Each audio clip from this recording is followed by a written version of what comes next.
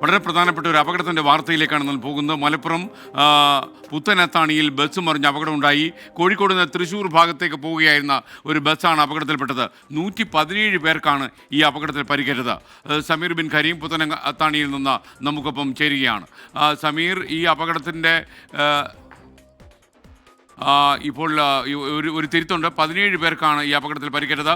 Sameer bin Kareem പുത്തനത്താണിയിൽ നിന്ന് തത്സമയം ചേരുന്നു. പറയൂ സമീർ.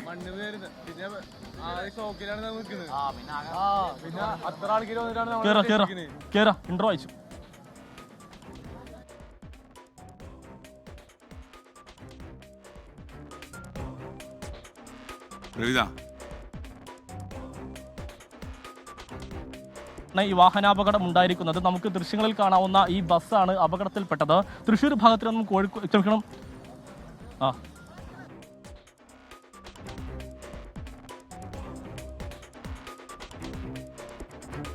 നിയന്ത്രണം വിട്ട് മറിഞ്ഞിരിക്കുന്നത്. 17ഓളം പേർക്കാണ് ഈ അപകടവുമായി ബന്ധപ്പെട്ട നിലവിൽ പരിക്കേറ്റിരിക്കുന്നത്. ഏതായാലും ഇവരുടെ പരിക്കൊന്നും ഗുരുതരമല്ല എന്നുള്ളതാണ് ആശ്വാസകരമായ കാര്യം. അവസരോചിതമായ നാട്ടുകാരുടെ ഇടപെടൽ രക്ഷാപ്രവർത്തനമാണ് ഗുണം ചെയ്തത്. ഇപ്പോൾ ഈ ബസ്സിലുണ്ടായിരുന്ന യാത്രക്കാരൻ നമ്മോടൊപ്പം ചേരുകയാണ്. എന്താണ് സംഭവിച്ചത്? ബസ് നല്ല സ്പീഡിലാണ് വരുന്നത്. ഒരു വീല് ചെരിഞ്ഞ് നേരെ സ്ലോപ്പായിട്ട് വണ്ടി ചെരിഞ്ഞു. കുറെ അത്യാവശ്യം ലോകം ഇറങ്ങി വന്നു, ഡിവൈഡർ ലോക്കായി. അതിൻ്റെ ഉള്ളിൽ കുറേ പേരുണ്ടായിരുന്നു. ഒരു 10-40 ഏകദേശം കണക്കൂട്ടാ. കുറെ പേര് നിൽക്കുന്നവരുണ്ട്. അത്യാവശ്യം പേർക്ക് പരിക്കുന്ന വെച്ച് കഴിഞ്ഞാൽ കുറെ പേർക്ക് പരിക്കുണ്ട്, കുറെ പേര് സേഫാണ്. അത് അപ്പൊ തന്നെ എല്ലാവരും വളരെ പെട്ടെന്ന് രക്ഷപ്പെടുത്തിയല്ലേ? ആ സമയത്ത് തന്നെ ഇവിടുന്ന് ഈ സൈഡത്ത് കുറെ ഏട്ടന്മാര് വന്ന് രക്ഷാപ്രവർത്തനം കളിക്കുന്ന ഇവിടുത്തെ ആൾക്കാര്. ബാക്ക് കുറെ പേര് രക്ഷപ്പെടുത്തി. അതൊരു സീരിയസ് ആയിട്ട് നല്ല പരിക്ക് ആർക്കില്ല എന്നാണ് എന്റെ അറിവില്. ഭയങ്കര അമിത വേഗതയായിരുന്നു ബസ്. പൊട്ടിണ്ട്. മറ്റൊരു യാത്രക്കാരൻ കൂടി നമ്മോട് വിശേഷിക്കുകയാണ്. എങ്ങനെയാണ് ഈ അപകടം ഉണ്ടായിരിക്കുന്നത്? സ്പീഡ് കുറച്ചുണ്ടായിരുന്നു വണ്ടിക്ക്. ഞാൻ സ്ഥിര യാത്രക്കാരാണ് ഈ വണ്ടിയിൽ. ഗുരുവായൂർ വണ്ടി യാത്രക്കാരായിരുന്നു. ഈ 3ാമത്തെ ട്രാക്കിൽ മൺതിട്ട വണ്ടി ഇടിക്കുക ചെയ്തത്. അവിടെ ഡ്രൈവറുടെ കൺട്രോൾ പോയി. ഡ്രൈവർ അവിടെ നിന്ന് സീറ്റ് കോർന്ന് മാറി. പിന്നെ വണ്ടി ശരി ചെയ്തത്. വണ്ടി ആദ്യം ഒന്ന് ജസ്റ്റ് പൊന്തി വീണ്ടും വീണു. പിന്നെ വണ്ടി പൾട്ടി. ഏതോ ഡിവൈഡറിന് മുകളിൽ അടിച്ചിട്ടുണ്ട്. പിന്നെയും പൾട്ടിയായിട്ട് വണ്ടി പറയുകയും ചെയ്തു. ശരിക്കും പെട്ടെന്ന് തന്നെ ആളുകളെ പുറത്തെടുക്കാൻ പറ്റിയല്ലേ?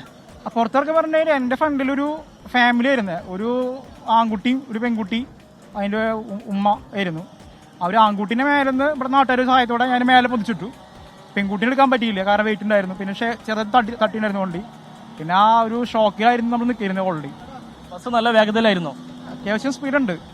വേഗത എത്രയെന്ന് പറയാൻ പറ്റില്ല, സ്പീഡ് ഉണ്ടായിരുന്നു. അത് ആ മൺതിട്ട കാണാത്ത കാരണം തന്നെയാണ് വണ്ടി വന്നമ്മ കയറിയത്. ഫ്രണ്ട് കയറിയിട്ടാണ് പോയിരിക്കുന്നത് വണ്ടി. എസ്കെന് ദേശീയപാതയുടെ നിർമ്മാണ പ്രവർത്തികൾ നടക്കുന്നുണ്ടോ? അതിന്റെ ഭാഗമായി റോഡിന്റെ ഒരു ഭാഗത്ത് ഈ മൺതിട്ട ഉണ്ടായിരുന്നു. ഈ മൺതിട്ടയിൽ തട്ടിയ ബസ് നിയന്ത്രണം വിട്ടുകൊണ്ട് മറിയുകയായിരുന്നു എന്നുള്ളതാണ് ഈ ബസ്സിലുണ്ടായിരുന്ന യാത്രക്കാരൻ വ്യക്തമാക്കുന്നത്. ഏതായാലും ബസ്സിൽ 40-ലധികം ആളുകൾ ഉണ്ടായിരുന്നു. അതിൽ 17 പേർക്കാണ് പരിക്കേറ്റിരിക്കുന്നത്.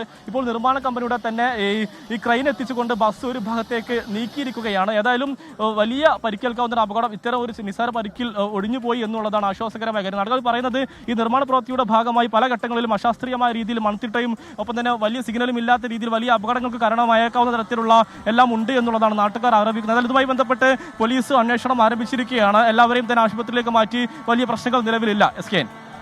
Okay, thank you. പരിക്കേറ്റ ആളുകളെ കോട്ടക്കലിലെയും വളാഞ്ചേരിയിലെയും ആശുപത്രിയിലേക്ക് മാറ്റിക്കഴിഞ്ഞു എന്നാണ് നമുക്ക് മനസ്സിലാക്കാൻ കഴിയുന്നത്.